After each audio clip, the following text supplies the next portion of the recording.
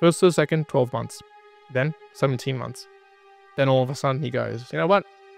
Yeah, we can turn the next one around in 6 weeks. 6 fucking weeks. Man, if I was working for someone like that.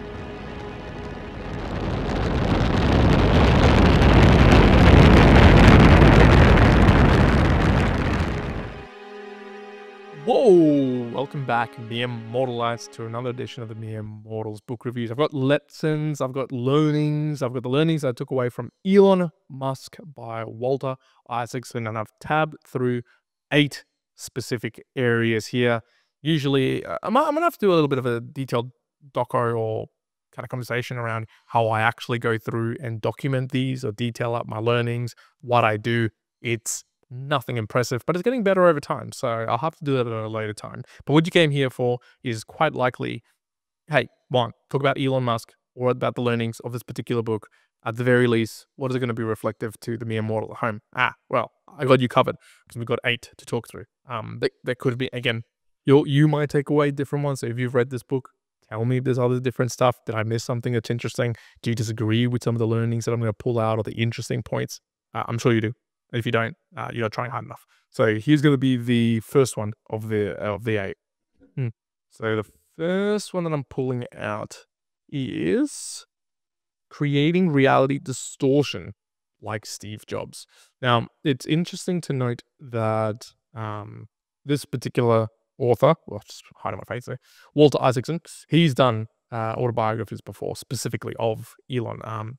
Steve Jobs, apologies. So he's done an autobiography, which I've also read and I've reviewed on this podcast and channel before. So go check that out if you want, or if you've read it, also bring that into mind. But I found that there was quite a few lines through this book where Walter was referencing Steve Jobs in the reality distorting field that he actually held on people, or not so much people, but what he would kind of like place on the world, I'll even say, more than anything. The particular section that I had popped up for this one, the one in this one was actually an example of Elon's dad, Errol. And there was a lot of pieces or stories. I'll read you one just quickly here. There were times when Errol would be jovial and fun, but occasionally he would become dark, Beverly abusive, and possessed by fantasies and conspiracies. His mood could change on a dime. Everything could be super, then within a second he would be vicious and spewing abuse. It was almost as if he had a split personality. One minute he would be super friendly, and the next he would be screaming at you, lecturing you for hours, literally 2 or 3 hours, while he forced you just to stand there calling you worthless, pathetic, making scarring and evil comments, not allowing you to leave. And again, there's more and more stories around the pain, I guess, that it was growing up with Errol for Elon. But I guess the main call out was part of that is probably what enabled and is talked about quite a lot through the book of this mind reality distorting field that Elon had. And I think it came very much directly from how his dad punished him, subjected him to this sort of mixed match of realities of happiness and sadness and joy and anger, and treating him, for hours on end in some of that duality. I guess part of that was passed on to him. There's certain challenges Elon has himself, from a mental perspective on that, but it was also the abuse, the environmental context that set forth someone who can go and distort so heavily reality to their own ways, because it's what they knew and saw from the very beginning themselves as well.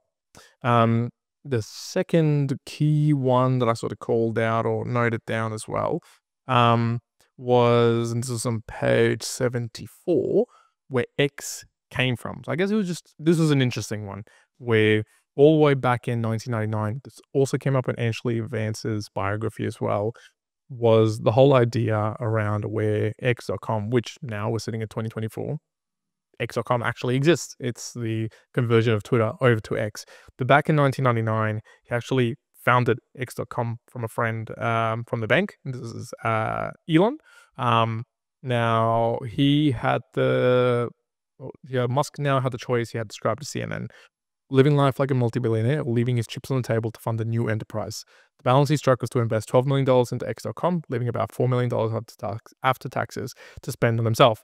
The concept for X.com was grand. It would be a one-stop everything store for all financial needs, banking, digital purchases, checking, credit cards, investments, and loans. Now, also talked about at the very end of this book as well around Twitter and X and kind of the idea behind going down that path regardless. It was awesome. Like, it was awesome to see and interesting to see that I've literally lived in that historical context where someone's, trying to put together this project, this idea, X.com, didn't kind of work out in 1999, or maybe it was too new for the times. Fast forward 25 years, Elon went ahead and bought out Twitter, turned it into X.com, it's trying to build it now back into that X.com idea that he had back in the day, X. And it was cool to see how the whole chapter of how 25 years in the past, there was this thing that was trying to be created in a lot of detail, and how much of that carried forward 25 years later when he actually did make it happen. So that was, the continuity of that was really cool to see. Team structuring.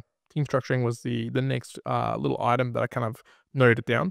And this was the part of so still in the chapter of X.com, and it's after talking about PayPal. So in this one, it was around the restructuring of the company and of PayPal in particular. And this is around the time when X.com and PayPal was trying to merge in. And a little quote here: Musk restructured the company so there was not a separate engineering department. Instead, engineers would team up with product managers. It was a philosophy that would carry through to Tesla, SpaceX, and then Twitter. Separating the design of a product from its engineering was a recipe for dysfunction. Designers had to feel the immediate pain of something they devised was hard to engineer. He also had a corollary that works well for rockets, but less so for Twitter.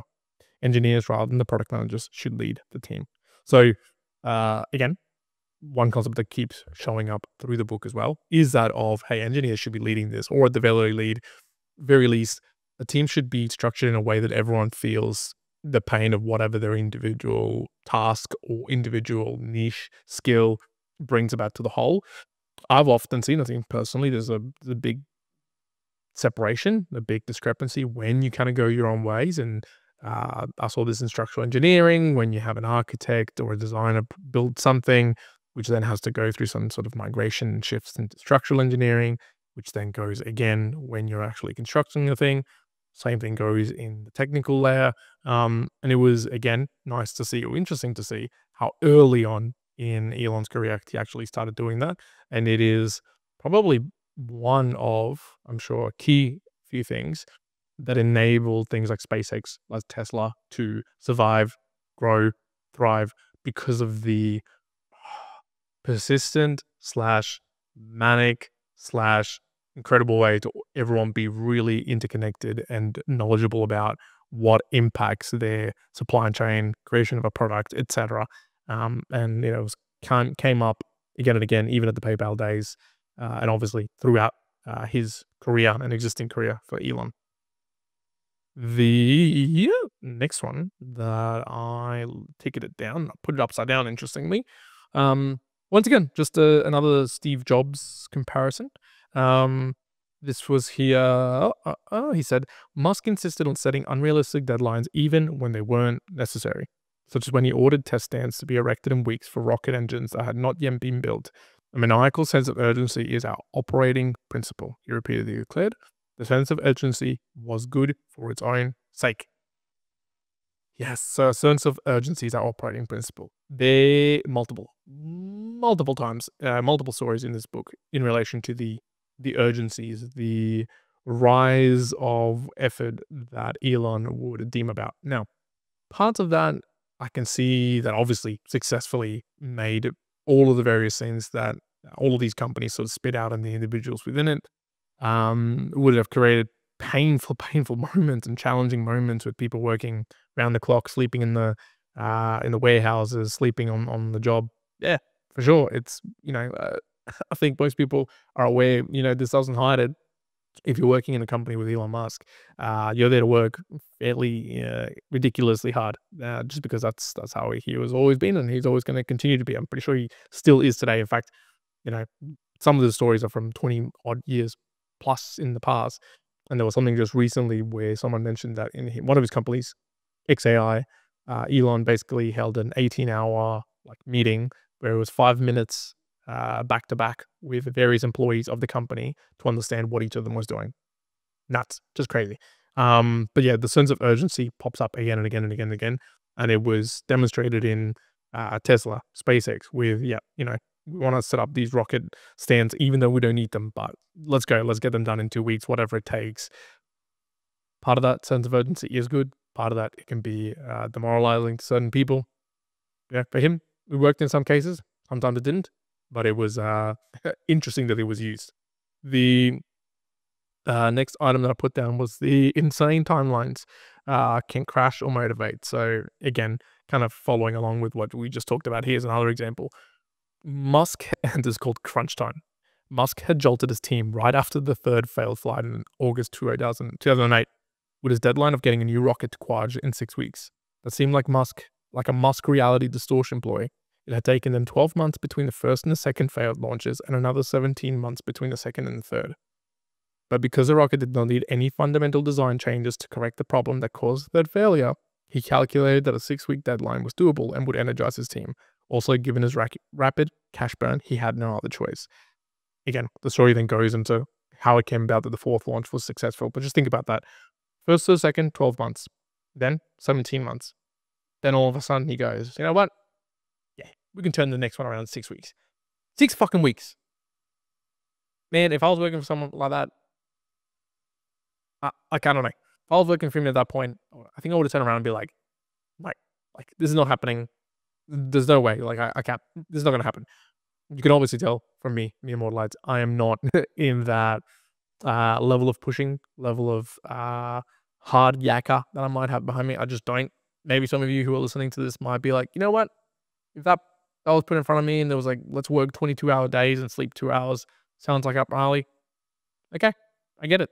Maybe there's a few select people, and obviously the people who Elon worked with were like that. In fact, there's some that worked with him for ages and did that very thing until Elon basically got to a point that like saw in them, oh, no, you're not going to work bloody 16-hour weeks anymore. See you later. It's time to go. Time for you to retire if you were lucky. Otherwise, he just told you to resign, which is pretty nuts. But again, just someone who's as dedicated, let's just say, to that aspect of life, to just punch the particular figurehead of work. That's what we're doing. We're accomplishing. We're doing things. And look, he had ridiculous goals that he wanted to do.